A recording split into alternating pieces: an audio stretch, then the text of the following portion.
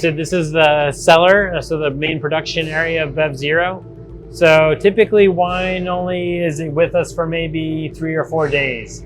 Okay. So we'll receive a wine, put it into one of our tanks, hold it, get it ready for processing, process the wine into a non-alcoholic wine or adjusted product, a low alcoholic product, and then the wine is shipped out maybe by the end so of let's the let's go process. slowly on that process, right? Yeah. So you said wine comes in first. Mm-hmm. It gets, you have a loading dock behind, So we unload trucks out here and on the side of the building.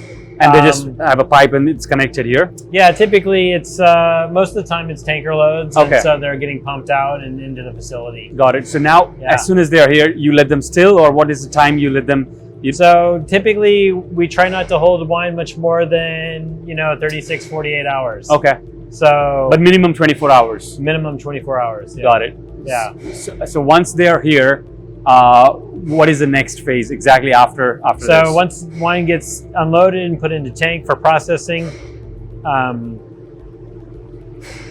will be fed into the machines.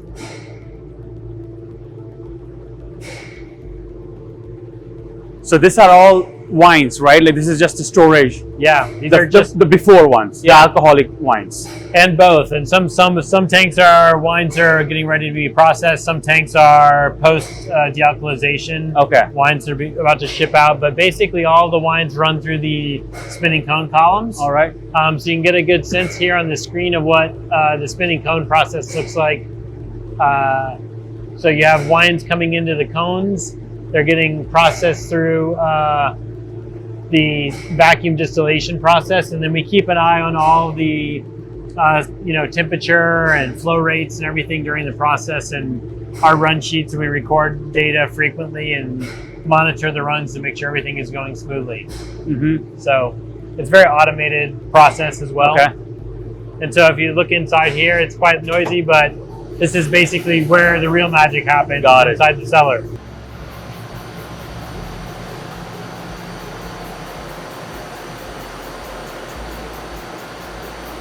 So we have the large machine and a double column machine here. And you can see, actually,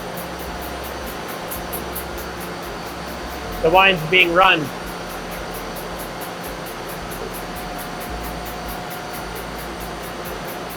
Alcohol.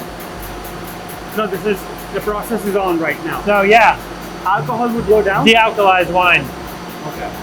And alcohol would go up, right? Yeah, alcohol goes up through that condenser into here, and in this little tube is the alcohol coming out, because it's only a small fraction of what's being run, right?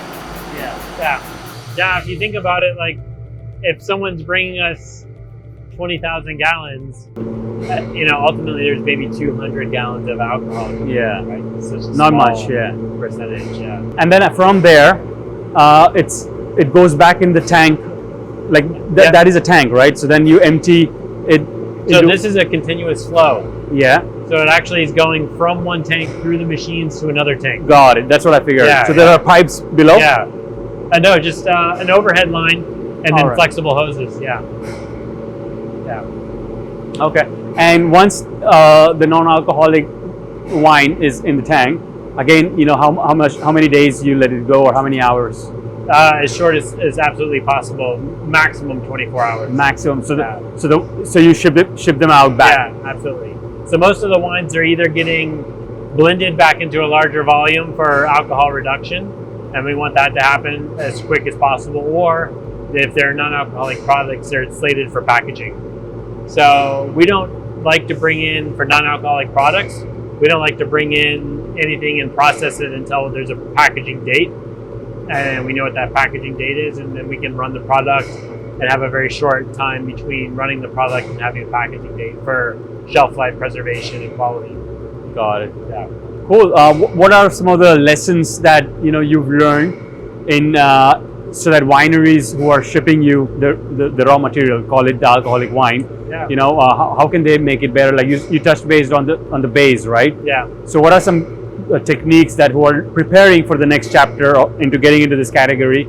So that what's your tips to them? Yeah, one of the biggest tips I think that we've learned, aside from just logistics and timing and making sure that works, smoothly, is everything is concentrated in the de-alcoholization process because you are removing alcohol, you're removing some water from the product, and so you get a concentration effect. And so that also means any bitterness, off characters, things like that can be concentrated as well. So for wineries that want to have a smooth process of making a non-alcoholic product or lower alcoholic product, the best thing they can do is really work to make the starting wine, the base wine, as high quality as absolutely possible, and also as and sometimes as stable and soft as possible as well, especially for products like red wines. If there's any fining that can be done in advance of the process, that could help the outcome tremendously sometimes.